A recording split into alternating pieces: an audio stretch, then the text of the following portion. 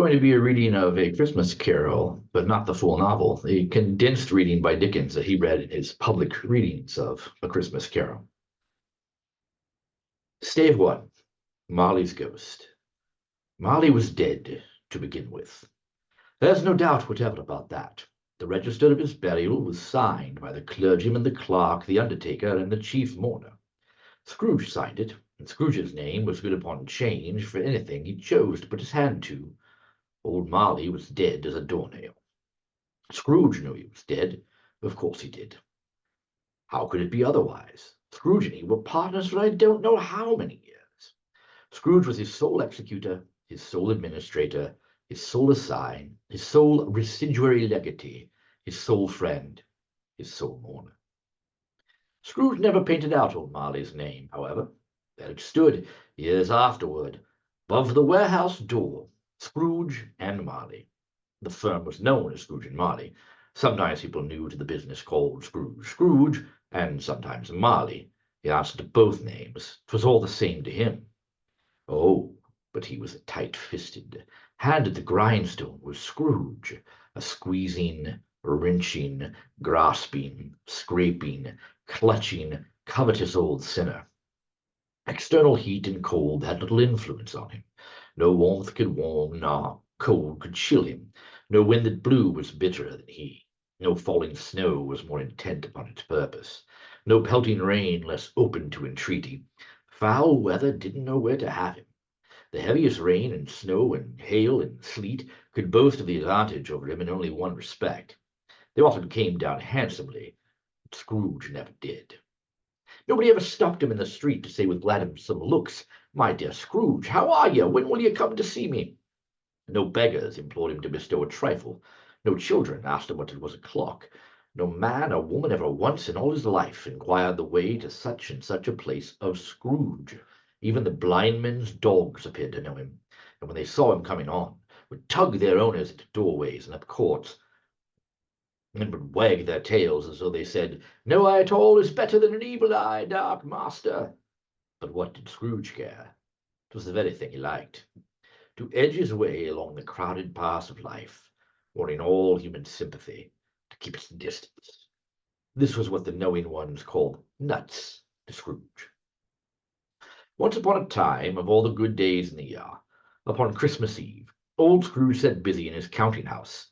It was cold, bleak, biting, foggy weather. The city's clocks had just gone 3. It was quite dark already. The door of Scrooge's counting-house was open, that he might keep his eye upon his clerk, who, in a dismal little cell beyond, a sort of tank, was busy copying letters. Scrooge had a very small fire, but the clerk's fire was so very much smaller that it looked like one coal, but he could not replenish it, for Scrooge kept the coal-box in his own room. And so surely as the clerk came in with the shovel, the master predicted that it would be necessary for them to part. Wherefore the clerk put on his white comforter and tried to warm himself at the candle, in which effort, not being a man of strong imagination, he failed. "A Merry Christmas, uncle! God save you!" cried a cheerful voice. 'Twas the voice of Scrooge's nephew, who came upon him so quickly this was the first intimation Scrooge had of his approach. "Bah!" said Scrooge. "Humbug! Christmas a humbug, uncle! You don't mean that, I'm sure." "I do. Out upon Merry Christmas. What's Christmas time to you? But a time for paying bills without money. A time for finding yourself a year older, not an hour richer. A time for balancing your books and having every item in 'em through round a dozen of months presented dead against you. If I had my will, every idiot who goes about with Merry Christmas on his lips should be boiled with his own pudding, and buried with a stake of holly through his heart. He should. Uncle, nephew, keep Christmas in your way, and let me keep it in mine." "Keep it? But you don't keep it." "Let me leave it alone, then. Much good it may do you, and much good it has ever done you. There are many things which I might have derived good, by which I have not profited. I dare say Christmas among the rest. But I am sure I have always thought of Christmas time when it has come around, apart from the veneration due its sacred origin, if anything belonging to it can be apart from that, as a good time, a kind, forgiving, charitable, pleasant time, The only time I know of in the long calendar of the year when men and women seem by one consent to open their shut-up hearts freely, and to think of people below them as if they really were fellow travellers to the grave, not another race of creatures bound on other journeys. And therefore, uncle, though it has never put a scrap of gold or silver in my pocket, I believe that it has done me good, will do me good, and I say God bless it. The clerk in the tank involuntarily applauded. "Let me hear another sound from you," said Scrooge, "and you'll keep your Christmas by losing your situation. You're quite a powerful speaker, sir," he added, turning to his nephew. "I wonder you don't go into Parliament. Don't be angry, uncle. Come, dine with us tomorrow." Scrooge said he would see him. Yes, indeed, he did. He went the whole length of the expression, and said he would see him in that extremity first. "But why?" cried Scrooge's nephew. "Why?" "Why did you get married?" "Because I fell in love." "Because you fell in love," growled Scrooge, as if that were the only thing in the world more ridiculous than a Merry Christmas. Good afternoon." "Nay, uncle, you never came to see me before that happened. Why give it as a reason for not coming now?" "Good afternoon." "I want nothing from you. I ask nothing of you. Why can we not be friends?" "Good afternoon." "I am sorry with all my heart to find you so resolute. We've never had any quarrel to which I have been party. But I have made this trial in homage to Christmas, and I'll keep my humour to the last. So a Merry Christmas, uncle. Good afternoon. And a Happy New Year. Good afternoon." His nephew left the room without an angry word notwithstanding. The clerk, in letting Scrooge's nephew out, had let two other people in. They were portly gentlemen, pleasant to behold, and now stood with their hats off in Scrooge's office. They had books and papers in their hands, and bowed to him. "Scrooge and Marley's, I believe," said one of the gentlemen, referring to his list. "Have I the pleasure of addressing Mr. Scrooge or Mr. Marley?" "Mr. Marley has been dead these 7 years.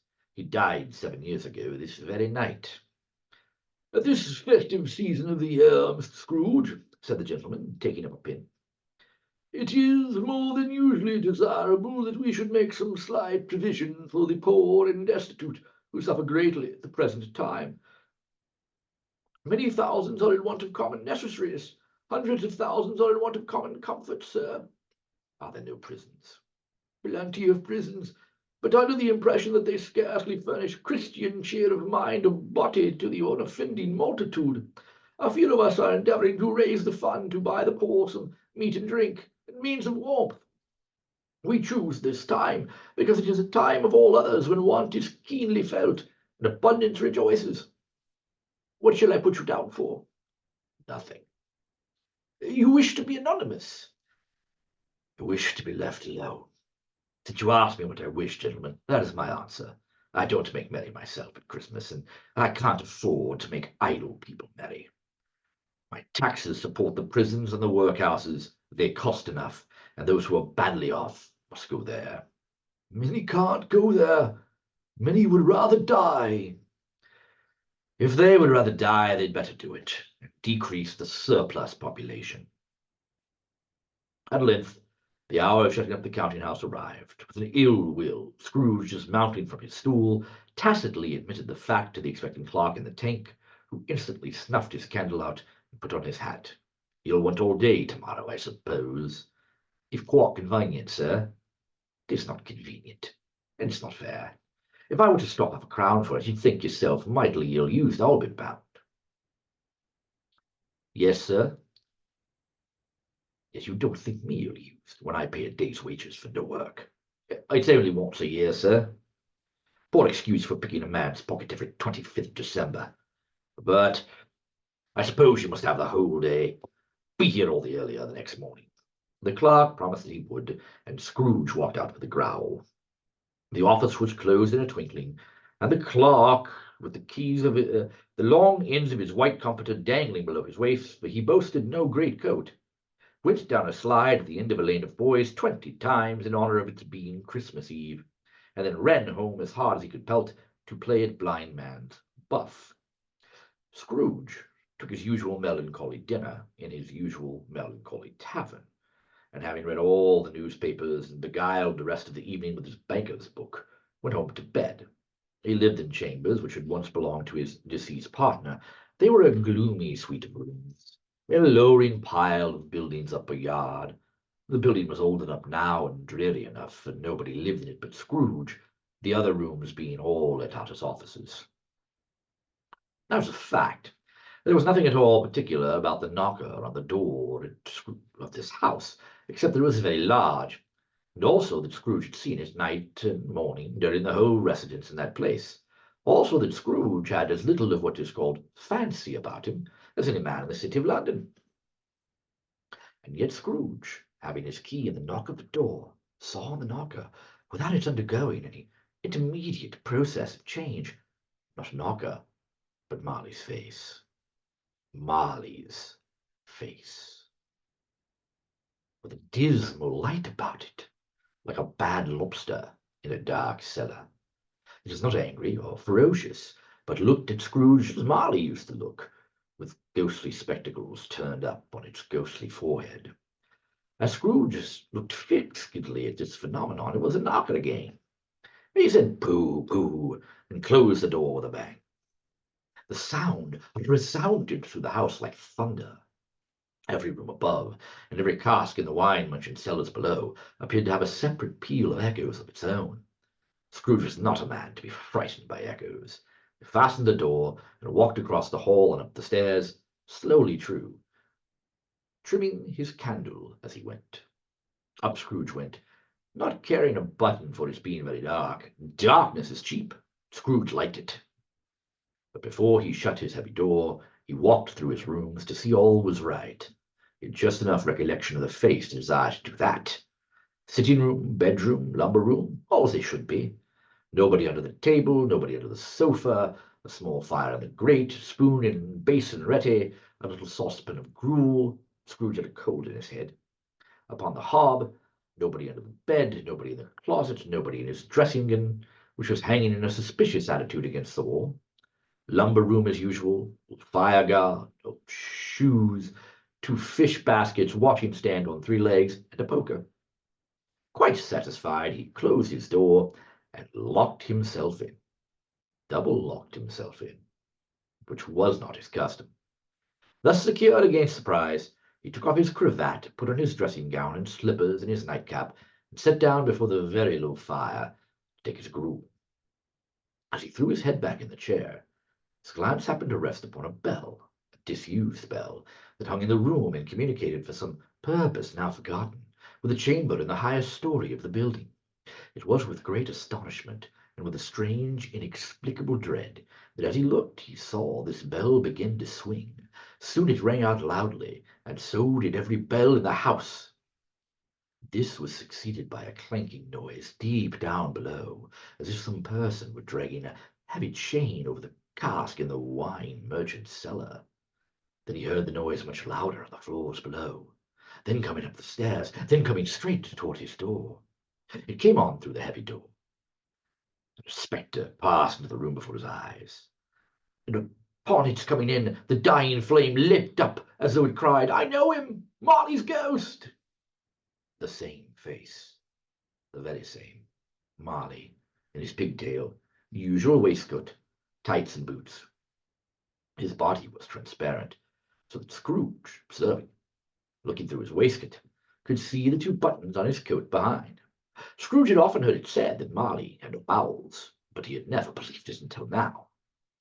No, nor did he believe it even now, though he looked the phantom through and saw it standing before him, though he felt the chilling influence of its death-cold eyes, and noticed the very texture of the folded kerchief bound about its head and chin, he was still incredulous. "How now?" said Scrooge, caustic and cold as ever. "What do you want with me?" "Much." Marley's voice, no doubt about it. "Who are you?" "Ask me who I was." "Who were you, then?" "In life I was your partner, Jacob Marley." Can you sit down?" "I can." "Do it, then." Scrooge asked the question because he didn't know whether a ghost so transparent might find himself in a condition to take a chair, and felt that in the event of its being impossible, it might involve the necessity of an embarrassing explanation. But the ghost sat down on the opposite side of the fireplace, as if he were quite used to it. You don't believe in me? I don't. What evidence would you have of my reality beyond your own senses? I don't know. Why do you doubt your senses? Because a little thing affects them. A slight disorder of the stomach makes them cheat. You may be an undigested bit of beef, a blot of mustard, a crumb of cheese, a fragment of an underdone potato. There's more of gravy than of grave about you, whatever you are. Scrooge was not much in the habit of cracking jokes, nor did he feel in his heart by any means waggish then. The truth is that he tried to be smart as a means of distracting his own attention and keeping down his horror. But how much greater was his horror when the phantom, taking off the bandage round its head as if it were too warm to wear indoors, its lower jaw dropped down upon its breast. Mercy, dreadful apparition! Why do you trouble me? Why do spirits walk the earth, and why do they come to me? It is required of every man that the spirit within him should walk abroad among his fellow men, and travel far and wide, and if that spirit goes not forth in life, it is condemned to do so after death. I cannot tell you all I would. A very little more is permitted to me.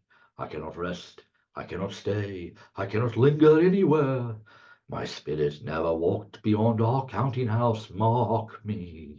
In life my spirit never roved beyond the narrow limits of our money-changing hall, and weary journeys lie before me.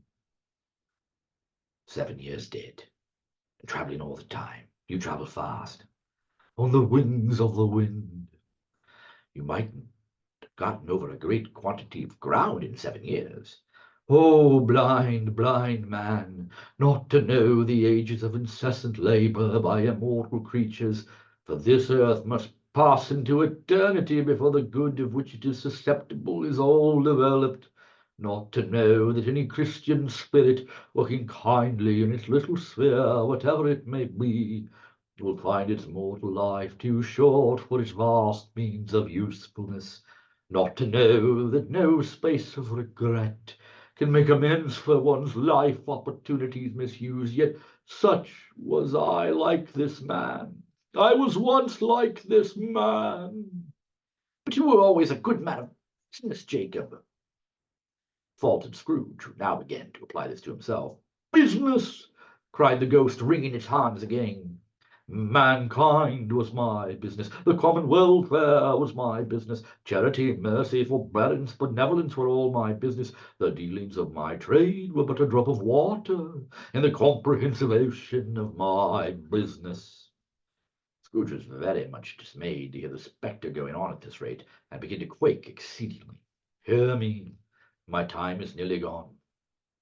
I will, but don't be hard upon me. Don't be flowery, Jacob, pray.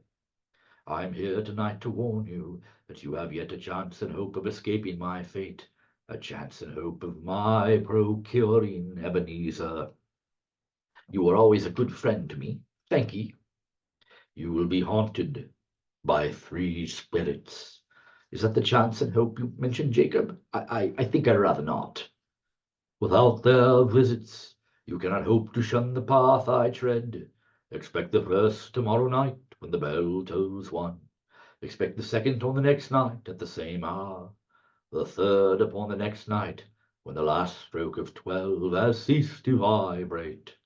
Look to see me no more, and look that for your own sake you remember what has passed between us.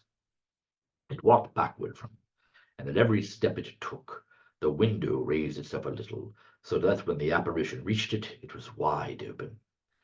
Scrooge closed the window and examined the door by which the ghost had entered. It was double locked, as he had locked it with his own hands, and the bolts were undisturbed. Scrooge tried to say humbug, but stopped at the very first syllable. And being from the emotion he had undergone, or the fatigues of the day, or his glimpse of the invisible world, or the dull conversation of the ghost, all the lateness of the hour, much in need of repose, he went straight to bed without undressing, fell asleep upon the instant. Stave 2, the first of the three spirits. When Scrooge awoke, it was so dark that looking out of bed he could scarcely distinguish the transparent window from the opaque walls of his chamber, until suddenly the church clock tolled a deep, dull, hollow, melancholy 1. Light flashed up in the room upon the instant.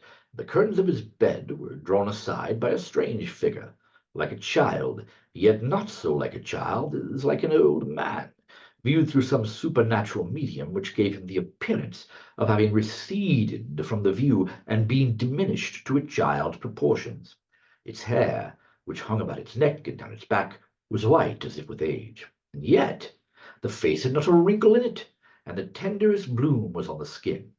It held a branch of fresh green holly in its hand, and in a singular contradiction of that wintry emblem, had its dress trimmed with summer flowers. But the strangest thing about it was that from the crown of its head there sprung a bright, clear jet of light, by which all this was visible, and which was doubtless the occasion of its using, in its duller moments, a great extinguisher for a cap which it now held under its arm. Are you the spirit whose coming was foretold to me? I am. Who and what are you? I am the ghost of Christmas past. Long past? No, your past. The things that you will see with me are shadows of the things that have been. They will have no consciousness of us. Scrooge then made bold to inquire what business had brought him here. Your welfare. Rise and walk with me. It would have been in vain for Scrooge to plead that the weather and the hour were not adopted to pedestrian purposes, that the bed was warm, and the thermometer a long way below freezing, that he was clad but lightly in his slippers, dressing gown, and nightcap, and that he had cold upon him at the time. A cold, the grasp, though gentle as a woman's hand, was not to be resisted. He rose, but finding the spirit made toward the window, clasped its robe in supplication. I mortal, and liable to fall. Bear but a touch of my hand. There, said the spirit, laying it upon his heart. You shall be upheld in more than this. As the words were spoken, they passed through the wall, and stood at the busy thoroughfares of a city. It was made plain by the dressing of the shops that here too was Christmas time. The ghost stopped at a certain warehouse door, and asked Scrooge if he knew it. Know it! I was apprenticed here. They went in, at the sight of an old gentleman in a Welsh wig, sitting behind such a high desk. If he had been 2 inches taller, he must have knocked his head against the ceiling. Scrooge cried in great excitement, why, it's old Fezziwig! Bless his heart, it's Fezziwig alive again! Old Fezziwig laid down his pen, looked up at the clock, which pointed to the hour of 7. He rubbed his hand, adjusted his capacious waistcoat, laughed all over himself from his shoes to his organ of benevolence, and called out in a comfortable, oily, rich, fat, jovial voice, Yo-ho there, Ebenezer! Dick! A living and moving picture of Scrooge's former self, a young man, came briskly in, accompanied by his fellow prentice. Dick Wilkins, to be sure, said Scrooge to the ghost. My old fellow prentice, bless me, yes, there he is. He was very much attached to me, was Dick. Poor Dick. Dear Dick. Yo-ho, my boy, said Fezziwig. No more work tonight. Christmas Eve, Dick. Christmas, Ebenezer. Let's have the shutters up before a man can say Jack Robinson. Clear away, my lad. Let's have lots of room here. Clear away.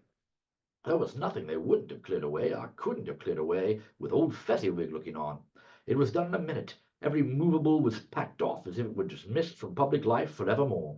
The floor was swept and watered, the lamps were trimmed, fuel was heaped upon the fire, and the warehouse was snug and warm and dry and bright as a ballroom, as you would desire to see upon a winter's night. In came a fiddler with a music book, and went up to the lofty desk and made an orchestra of it, and turned like 50 stomach aches. In came Mrs. Fezziwig, one vast, substantial smile. In came the 3 Miss Fezziwigs, beaming and lovable. In came 6 young followers, whose hearts they broke. In came all the young men and women employed in the business. In came the housemaid with her cousin, the baker. In came the cook with her brother's particular friend, the milkman. In they all came, one after another, some shyly, some boldly, Some gracefully, some awkwardly, some pushing, some pulling, in they all came, anyhow and everyhow. Away they all went, 20 couples at once, hands half round, back again the other way, down the middle and up again, around and round in various stages of affectionate groping, old top couple always turning up in the wrong place, new top couple starting off again as soon as they got there, all top couples at last, and not a bottom one to help them.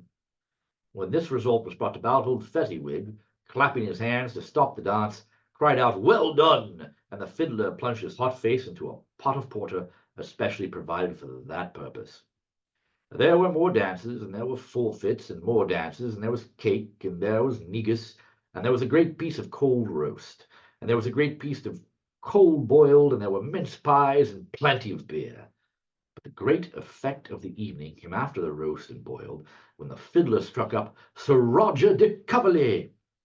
Then old Fezziwig stood out to dance with Mrs. Fezziwig, top couple too, with a good stiff piece of work cut out for them, 3 or 4, 20 pair of partners, people who were not to be trifled with, people who would dance and had no notion of walking.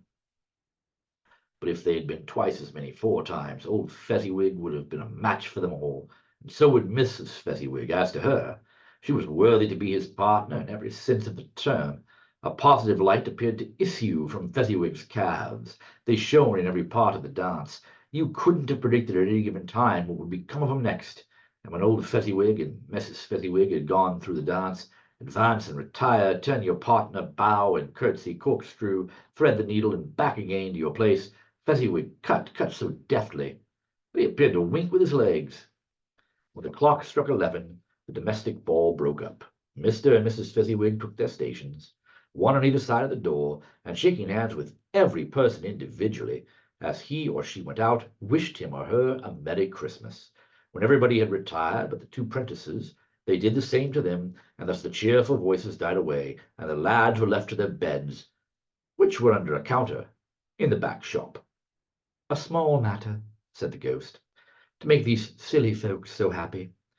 He has spent but a few pounds of your mortal money, 3 or 4 perhaps.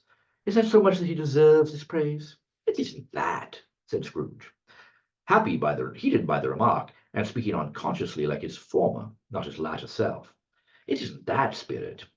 He has the power to render us happy or unhappy, to make our service light or burdensome, a pleasure or a toil. Say that his power lies in words and looks, in things so slight and insignificant that it is impossible to add and count them up. What then? The happiness he gives is quite as great as if it cost a fortune." He felt the spirit's glance and stopped. "What is the matter?" "Nothing particular." "Something, I think." No. I should like to be able to say a word or two to my clerk just now. That's all." "My time grows short," observed the spirit. "Quick." This was not addressed to Scrooge, or to anyone he could see, but it produced an immediate effect. But again he saw himself. He was older now, a man in the prime of life. He was not alone, but sat by the side of a fair young girl in a black dress, in whose eyes there were tears. "It matters little," she said softly to Scrooge's former self. "To you, very little. Another idol has displaced me, and if it can comfort you in time to come, as I would have tried to do, I have no just cause to grieve." "What idol has displaced you?" "A golden one. You fear the world too much. I have seen your nobler aspirations fall off one by one, until the master passion, gain, engrosses you. Have I not? What then? Even if I have grown so much wiser, what then? I'm not changed toward you. Have I ever sought release from our engagement?" "In words, never." "In what then?"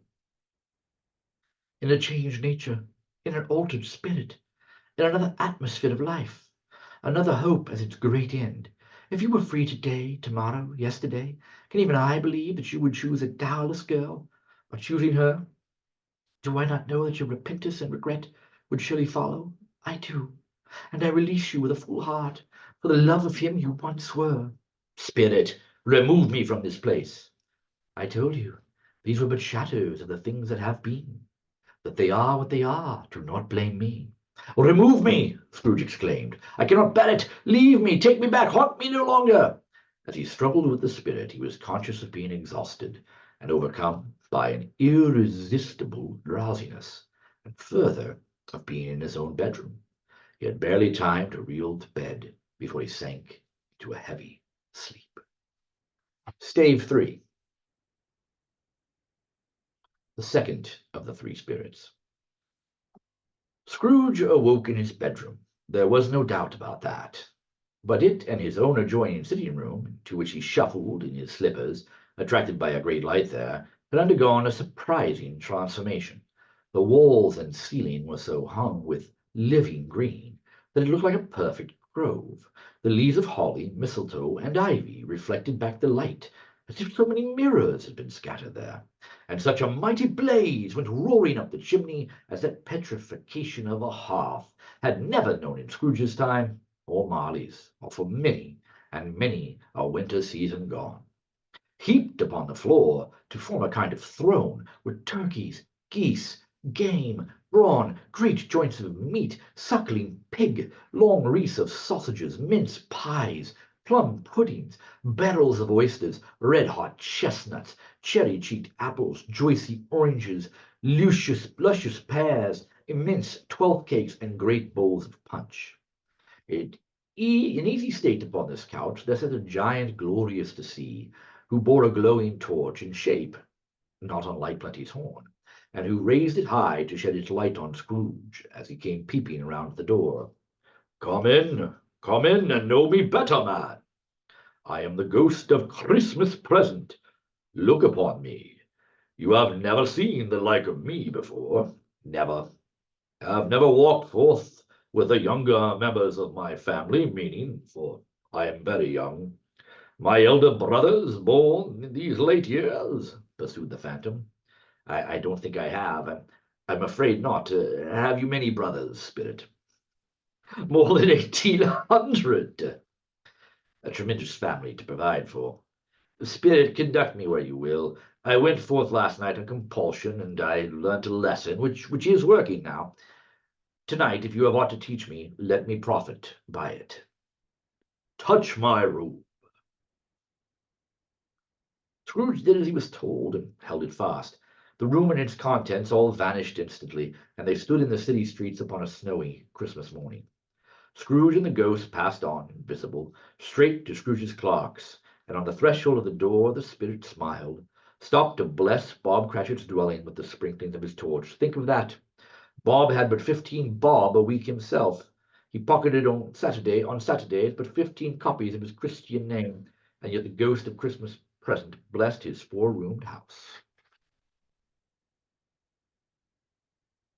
Then up rose Mrs. Cratchit, Cratchit's wife, dressed out poorly in a twice-turned gown brave in ribbons, which are cheap and make a goodly show for sixpence, and she laid the cloth, assisted by Belinda Cratchit, second of her daughters, also brave in ribbons, while Master Peter Cratchit plunged a fork into a saucepan of potatoes, and getting the corners of his monstrous shirt-collar, Bob's private property, conferred upon his son and heir in honour of the day, into his mouth, rejoiced to find himself so gallantly attired, and yearned to show his linen in the fashionable park. And now two smaller Cratchits, a boy and a girl, came tearing in, screaming that outside the baker's they had smelt the goose and known it for their own. And basking in luxurious thoughts of sage and onion, these young Cratchits danced about the table and exalted Master Peter Cratchit to the skies, while he, not proud, although his collars nearly choked him, blew the fire until the slow potatoes, bubbling up, knocked loudly at the saucepan lid to be let out and peeled. "Whatever has got your precious father, then?" said Mrs. Cratchit. "And your brother, Tiny Tim, and Martha weren't as late last Christmas Day by half an hour." "Here's Martha, mother," said a girl, appearing as she spoke. "Here's Martha, mother," cried the two young Cratchits. "Hurrah! There's such a goose, Martha." "Why, bless you're all alive, my dear, like you are," said Mrs. Cratchit, kissing her a dozen times and taking off her shawl and bonnet for her. "I'd a deal of work to finish up last night," replied the girl, "and had to clear away this morning, mother." "Well, never mind, so long as you've come," said Mrs. Cratchit. "Sit ye down before the fire, my dear, and have a warm, Lord bless you." "No, no, there's father coming," cried the two young Cratchits, who were everywhere at once. "Hide, Martha, hide." So Martha hid herself, and in came little Bob, the father, with at least 3 feet of comforter, exclusive of the fringe, hanging down before him, and his threadbare clothes darned up and brushed to look seasonable, and Tiny Tim upon his shoulder. Alas for Tiny Tim, he bore a little crutch, and had his limbs supported by an iron frame. "Why, where's our Martha?" cried Bob Cratchit, looking around. "Not coming," said Mrs. Cratchit. "Not coming," said Bob, and sudden declension in his high spirits, for he had been Tim's blood horse all the way from church, and had come home rampant. "Not coming upon Christmas Day?" Martha didn't like to see him disappointed, if it were only in joke, so she came out prematurely from behind the closet door and ran into his arms. Well, the 2 young Cratchits hustled Tiny Tim and bore him off to the wash-house that he might hear the pudding singing in the copper. "And how did our little Tim behave?" asked Mrs. Cratchit, when she had rallied Bob on his credulity, and Bob had hugged his daughter to his heart's content. "As good as gold," said Bob. "Better. Somehow he gets thoughtful sitting himself by so much, and thinks the strangest things you ever heard. He told me, coming home, that he'd hoped the people saw him in church because he was a cripple, and it might be pleasant for them to remember upon Christmas Day who made lame beggars walk and blind men see." Bob's voice was tremulous when he told them this, and trembled more when he said that Tiny Tim was growing strong and hearty. His active little crutch was heard upon the floor, and back came Tiny Tim before another word was spoken, escorted by his brother and sister to his stool beside the fire, and Will Bob turning up his cuffs as if, poor fellow, they were capable of being made more shabby. Compounded some hot mixture in a jug with gin and lemons, and stirred it round and round, and put it on the hob to simmer. Master Peter and the 2 ubiquitous young Cratchits went to fetch the goose, with which they soon returned in high possession. Mrs. Cratchit made the gravy, ready beforehand in a little saucepan, hissing hot. Master Peter mashed the potatoes with incredible vigor. Miss Belinda sweetened up the applesauce. Martha dusted the hot plates. Bob took Tiny Tim beside him in a tiny corner at the table. The 2 young Cratchits set chairs for everybody, not forgetting themselves, and mounting guard upon their pots, crammed spoons into their mouths lest they should shriek for goose before their turn came to be helped. At last the dishes were set on, and grace was said. It was succeeded by a breathless pause, as Mrs. Cratchit looked slowly all along the carving knife, prepared to plunge it in the breast. But when she did, and when the long-expected gush of stuffing issued forth, one murmur of delight arose all around the board, and even Tiny Tim, excited by the 2 young Cratchits, beat on the table with the hand of his knife and feebly cried, "Hurrah!" There never was such a goose. Bob said he didn't believe there ever was such a goose cooked. Its tenderness and flavor, size and cheapness were themes of universal admiration. Eked out by applesauce and mashed potatoes, it was a sufficient dinner for the whole family.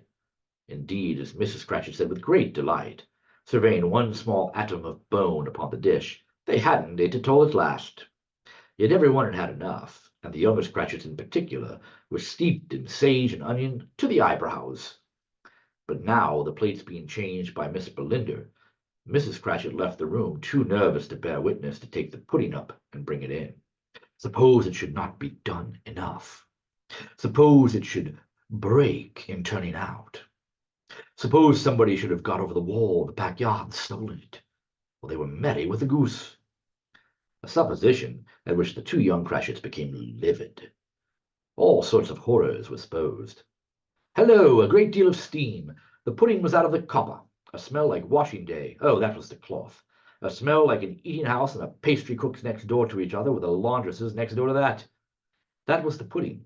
In half a minute, Mrs. Cratchit entered, flushed but smiling proudly, with the pudding like a speckled cannonball, so hard and firm, blazing in half and half a quarter of ignited brandy, and belight with Christmas holly stuck in the top.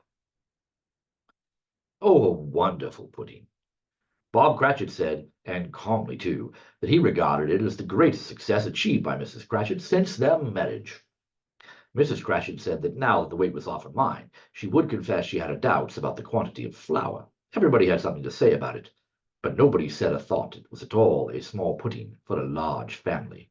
Any Cratchit would have blushed to hint at such a thing.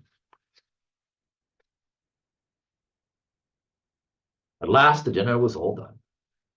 The cloth was cleared, The hearth swept and the fire made up, the compound in the jug being tasted and considered perfect. Apples and oranges were put upon the table, and a shovelful of chestnuts on the fire. Then all the Cratchit family drew round the hearth in what Bob called the circle, and at Bob's elbow stood the family display of glass, 2 tumblers, and a custard cup without a handle. These held the hot stuff from the jug, however, as well as goblets would have done, and Bob served it out with beaming looks, while the chestnuts on the fire sputtered and cracked noisily. Then Bob proposed, "A Merry Christmas to us all, my dears. God bless us," which the family re-echoed. "God bless us, everyone," said Tiny Tim, the last of all. He sat very close to his father's side, upon his little stool. Bob held his withered little hand in his, as if he loved the child and wished to keep him by his side, and dreaded that he might be taken from him. Scrooge raised his eyes speedily on hearing his own name. "Mr. Scrooge," said Bob. "I'll give you Mr. Scrooge, the founder of the feast." "The founder of the feast, indeed!" cried Mrs. Cratchit, reddening. "I wish you had him here. Give him a piece of my mind to feast upon, and I hope he'd have a good appetite for it." "My dear," said Bob, "the children, Christmas Day." "It should be on Christmas Day, I'm sure," said she, "on which one drinks the health of such an odious, stingy-eyed, unfeeling man as Mr. Scrooge. You know he is, Robert. Nobody knows it better than you do, poor fellow." "My dear," was Bob's mild answer, "Christmas Day." "I'll drink his health, for your sake and the day's," said Mrs. Cratchit. "Not for his. Long life to him. Merry Christmas and a happy New Year. He'll be very merry and very happy, I have no doubt." The children drank the toast after her. It was the first of their proceedings which had no heartiness in it. Tiny Tim drank it last of all, but he didn't care twopence for it. Scrooge was the ogre of the family. The mention of his name cast a dark shadow on the party, which was not dispelled for full 5 minutes. After it had passed, they were 10 times merrier than before, from the mere relief of Scrooge the baleful being done with. Bob Cratchit told them how he had a situation in his eye for Master Peter, which would bring him, if obtained, full 5 and 6pence weekly. The 2 young Cratchits laughed tremendously at the idea of Peter's being a man of business, and Peter himself looked thoughtfully at the fire from between his collars, as if he were deliberating what particular investments he should favor when he came into the receipt of that bewildering income. Martha, who was a poor apprentice at a milliner's, then told them what kind of work she had to do, and how many hours she worked at a stretch, and how she meant to lie abed tomorrow morning for a good long rest. Tomorrow being a holiday, she passed at home. Also, how she had seen a countess and a lord some days before, and how the lord was much as tall as Peter, at which Peter pulled up his collars so high that you couldn't have seen his head if you had been there. All this time the chestnuts and the jug went round and round. By and by they had a song about a lost child travelling in the snow, from Tiny Tim, who had a plaintive little voice, and sang it very well indeed. There was nothing of high mark in this. They were not a handsome family. They were not well dressed. Their shoes were far from being waterproof. Their clothes were scanty. Peter might have known, and very likely did, the inside of a pawnbroker's. But they were happy, grateful, pleased with one another, and contented with the time. And when they faded, looked happier yet in the bright sprinklings of the spirit's torch at parting, Scrooge had his eye upon them, and especially on Tiny Tim, until the last. It was a great surprise to Scrooge, as this scene vanished, to hear a hearty laugh, and it was a much greater surprise to Scrooge to recognize it as his own nephew's, to find himself in a bright, dry, gleaming room, with the spirit standing smiling by his side, and looking at that same nephew. It is the fair, even-handed, noble adjustment of things, that while there is infection and disease and sorrow, there is nothing in the world so irresistibly contagious as laughter and good humor. When Scrooge's nephew laughed, Scrooge's niece by marriage laughed as heartily as he, and their assembled friends, being not a bit behindhand, laughed out lustily. "He said Christmas was a humbug, as I live!" cried Scrooge's nephew. "They believed it, too." "More shame for him, Fred," said Scrooge's niece indignantly. "Bless those women! They never do anything by halves. They are always in earnest. She was very pretty, exceedingly pretty, with a dimpled, surprised-looking capital's face, a ripe little mouth that seemed made to be kissed, as no doubt it was, all kinds of good little dots about her chin that melted into one another when she laughed, and the sunniest pair of eyes you ever saw in any little creature's head. Altogether, she was what you would have called provoking, but satisfactory, too. Oh, perfectly satisfactory. He's a comical old fellow, said Scrooge's nephew. That's the truth. Not so pleasant as he might be. However, his offences carry their own punishment, and I have nothing to say against him. Who suffers by all his whims? Himself, always. Here he takes it into his head to dislike us, and won't come and dine with us. What's the consequence? He don't lose much of a dinner. Indeed, I think he loses a very good dinner, interrupted Scrooge's niece. Everybody else said the same, and they must be allowed to have been competent judges, because they just had dinner, and with the dessert upon the table were clustered around the fire by lamplight. Well, I am very glad to hear it, said Scrooge's nephew, because I haven't any great faith in these young housekeepers. What do you say, Topper? Topper clearly had his eye on one of Scrooge's niece's sisters, for he answered that as a bachelor he was a wretched outcast who had no right to an express opinion on the subject, whereas Scrooge's niece's sister, the plump one with the lace tucker, not the one with the roses, blushed.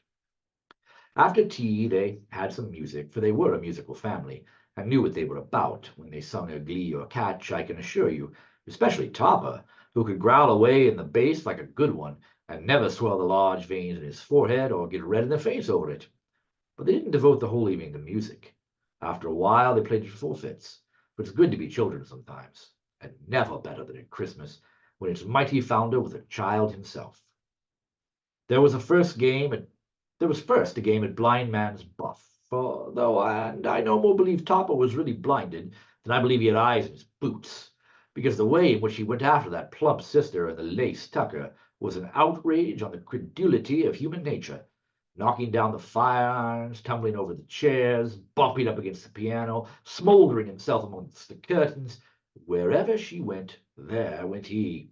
He always knew where the plump sister was. He wouldn't catch anybody else. If you had fallen up against him, as some of them did, stood there, he would have made a feint endeavoring to seize you, which would have been an affront to your understanding, and would instantly have slid it off to direction of the plump sister. As a new game, said Scrooge. 1/2 hour spirit, only one.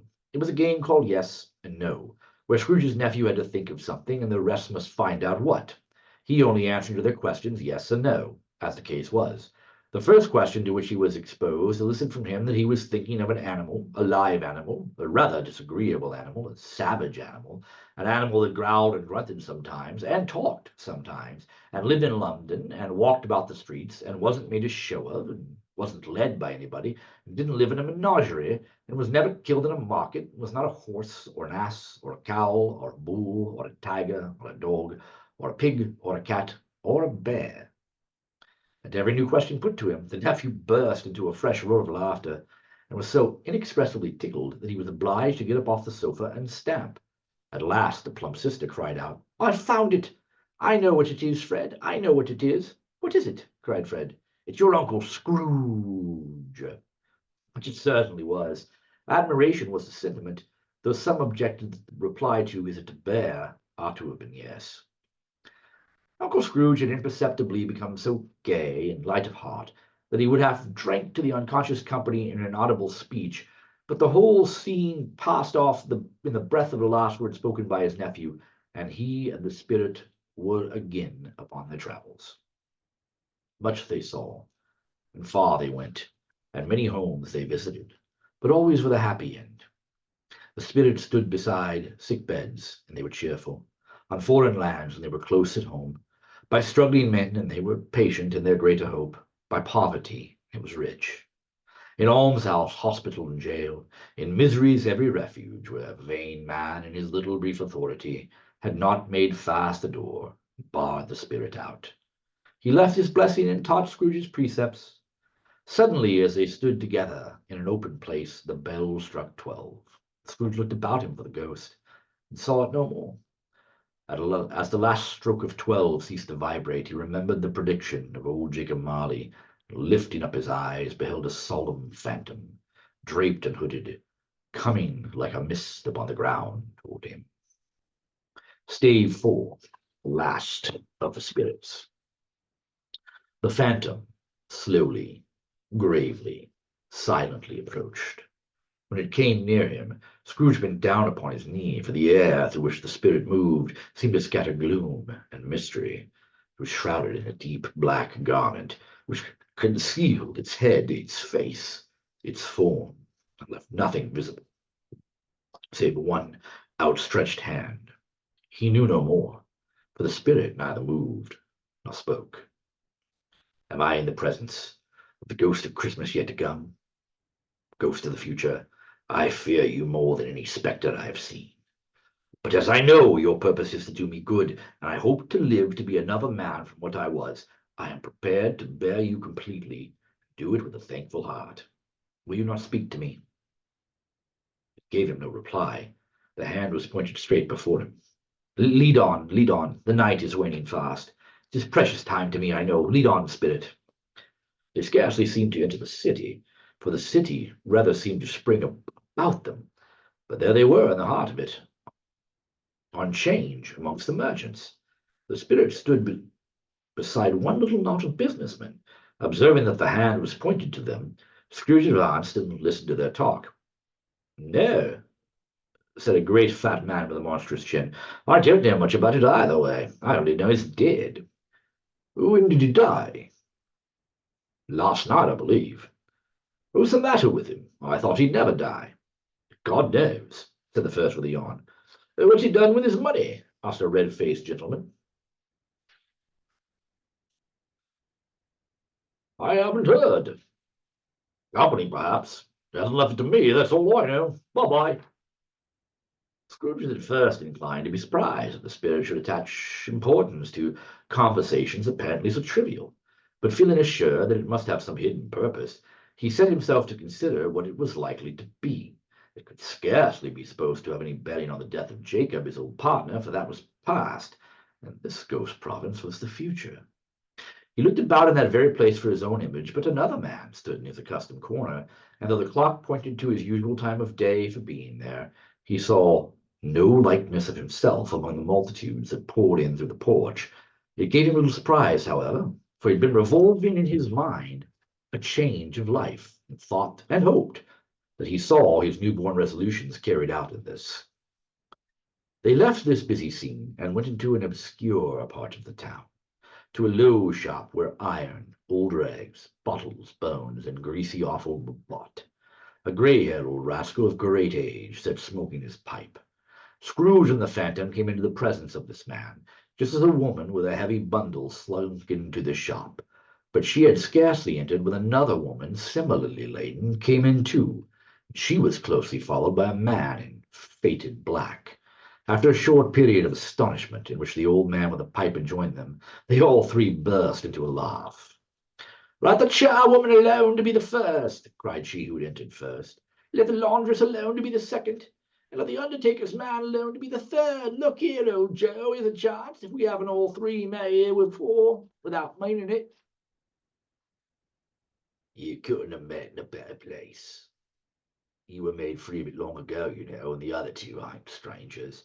What have you got to sell? What have you got to sell?"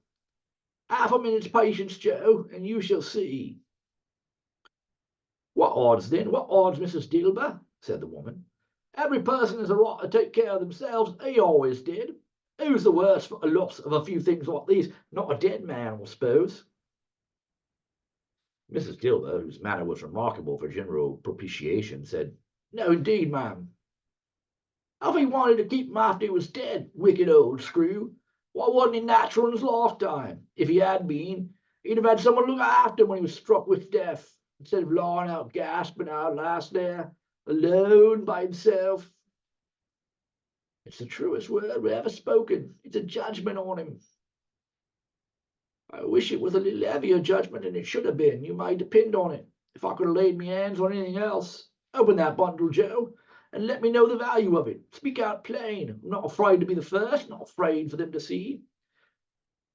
Joe went down on his knees for the greater convenience of opening the bundle, and drained out a large and heavy roll of some dark stuff.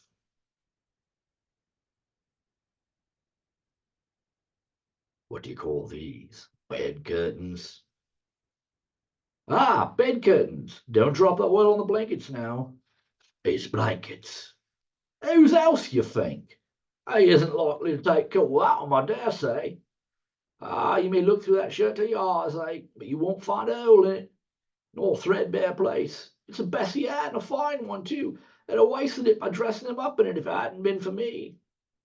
Scrooge listened to this dialogue in horror. Spirit, I see. The case of this unhappy man might be my own. My life tends that way now. Merciful heavens, what is this? The scene had changed, and now he almost touched a bare, uncurtained bed.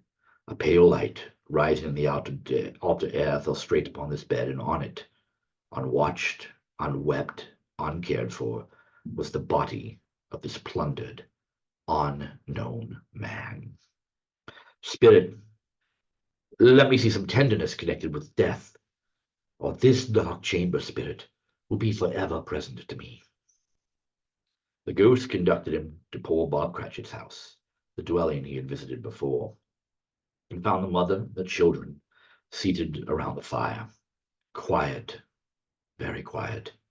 The noisy little Cratchits were all as still as statues in one corner, and stood looking up at Peter, who had a book before him. The mother and her daughters were engaged in needlework, but surely they were very quiet. And he took a child and set him in the midst of them. Where had Scrooge heard those words? He had not dreamed them. The boy must have read them. And he and the spirit crossed the threshold. Why did he not go in? The mother laid her work upon the table and put her hand to her face. The, the color hurts my eyes, she said. The color, oh, poor Tiny Tim. They're better now. It makes them weep by candlelight, and I wouldn't show weak eyes to your father when he comes home. Not for the world. It must be near his time. Past it, rather, Peter answered, shutting up his book. But I think he walks a little slower than he used these last few evenings, mother. I've known him walk. I've known him walk with Tiny Tim upon his shoulder. Oh, very fast indeed.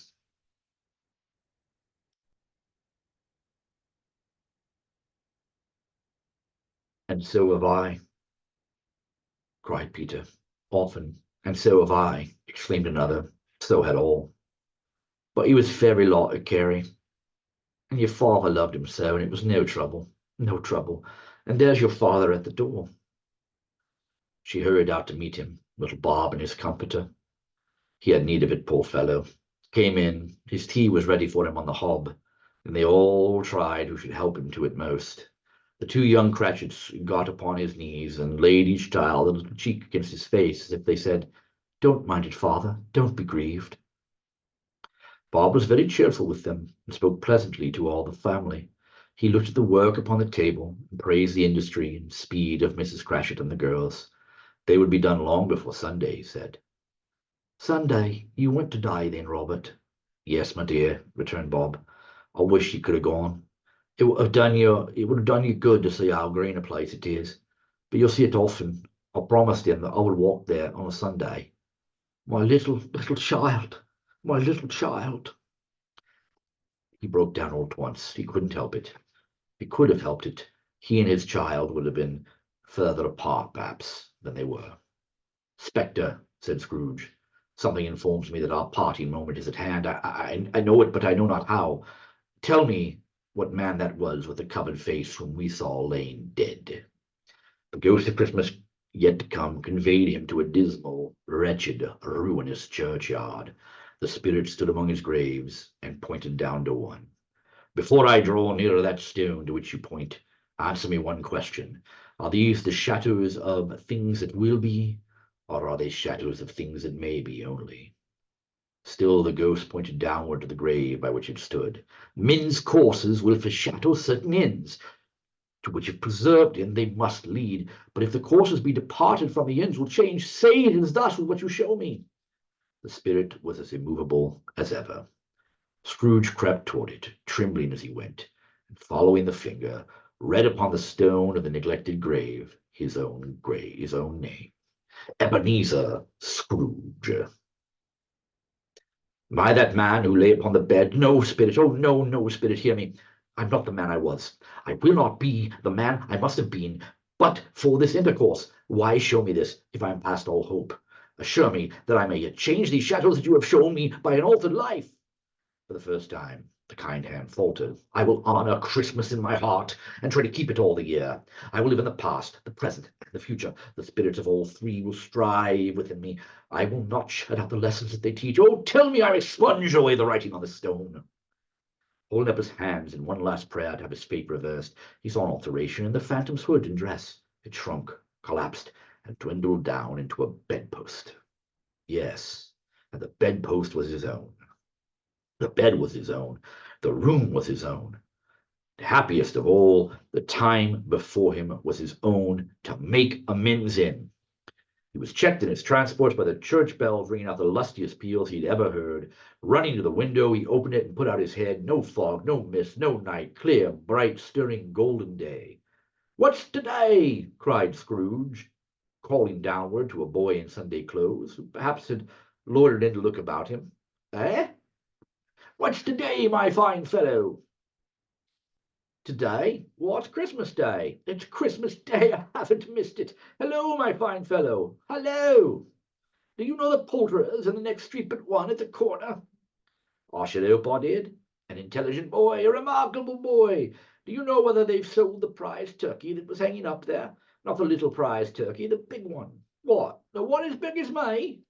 "Was a delightful boy. It's a pleasure to talk to him. Yes, my buck. It's hanging there now." "Is it? Go and buy it." "Walker!" exclaimed the boy. "No, no, I'm in earnest. Go and buy it, and tell them to bring it here, that I may give them the direction where to take it. Come back with the man, and I'll give you a shilling. Come back with them in less than 5 minutes, I'll give you half a crown." The boy was off like a shot. "I'll send it to Bob Cratchit's. He shan't know who sends it. It'll be twice the size of Tiny Tim. Joe Miller never made such a joke as sending it to Bobs'll be." The hand in which he wrote the address was not a steady one, but write it he did somehow, and went downstairs to open the street door, ready for the coming of the poulterer's man. It was a turkey. He never could have stood upon his legs, that bird. He would have snapped him off short in a minute like sticks of sealing wax. Scrooge dressed himself all in his best, and at last got into the streets. The people were by this time pouring forth, as he had seen them with the ghost of Christmas present, and walking with his hands behind him. Scrooge regarded every one with a delighted smile. He looked so irresistibly pleasant, in a word, that 3 or 4 good-humored fellows said, "Good morning, sir. Merry Christmas to you." And Scrooge often said, after that, that of all the blithe sounds he'd ever heard, these were the blithest in his ears. In the afternoon he turned his steps towards his nephew's house, passed the door a dozen times where he had the courage to go up and knock, but he made a dash and did it. "Is your master at home, my dear?" said Scrooge to the girl. "Nice girl, very." "Yes, sir." "Where is he, my love?" "He's in the dining room, sir, with his mistress." "He knows me," said Scrooge, with his hand already on the dining room lock. "Oh, go in there, my dear. Fred." "Why, bless my soul," cried Fred. "Who's that?" "It's I, your Uncle Scrooge. I've come to dinner. Will you let me in, Fred?" Let him in. It's a mercy he didn't shake his arm off. He was at home in 5 minutes. Nothing could be heartier. His niece looked just the same. So did Topper when he came. So did the plump sister when she came. So did everyone when they came. Wonderful party, wonderful games, wonderful unanimity, wonderful happiness. But he was early at the office the next morning. Oh, he was early there. If he could only be there first and catch Bob Cratchit coming in late, that was the thing he'd set his heart upon. And he did it. The clock struck 9. No Bob. 1:15. No Bob. Bob was full 18 minutes and a half behind his time. Scrooge sat with his door wide open that he might see him come in the tank. Bob's hat was off before he opened the door, his comforter too. He was on that stool in a jiffy, driving away with his pin as if he were trying to overtake 9 o'clock. "Hello!" Scrooge growled in his accustomed voice, or as near as he could fake it. "What do you mean by coming in here this time of day?" "I'm very sorry, sir. I'm behind in my time." "You are? Yes, I think you are. Step this way, if you please. It's only once a year, sir. It shall not be repeated. I was making rather merry yesterday. Now I'll tell you what, my friend. I'm not going to stand this sort of thing any longer.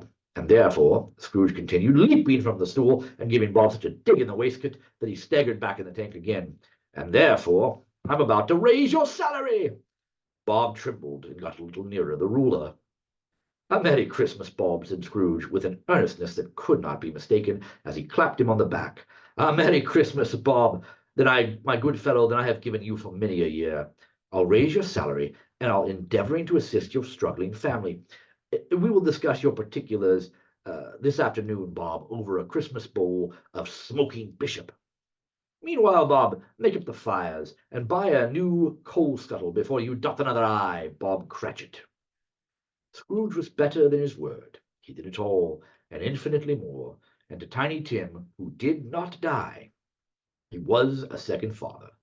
He became as good a friend, as good a master, as good a man as the good old city ever knew, or any other good old city, town, or borough in the good old world. Some people laughed to see the alteration in them, but his own heart laughed. It was quite enough for him. He had no further intercourse with the spirits, but lived in that respect upon the total abstinent principle ever afterwards. It was always said of him that he knew how to keep Christmas well, if any man alive possessed that knowledge. May that be truly said of us, and all of us, and so, as Tiny Tim observed, God bless us, everyone.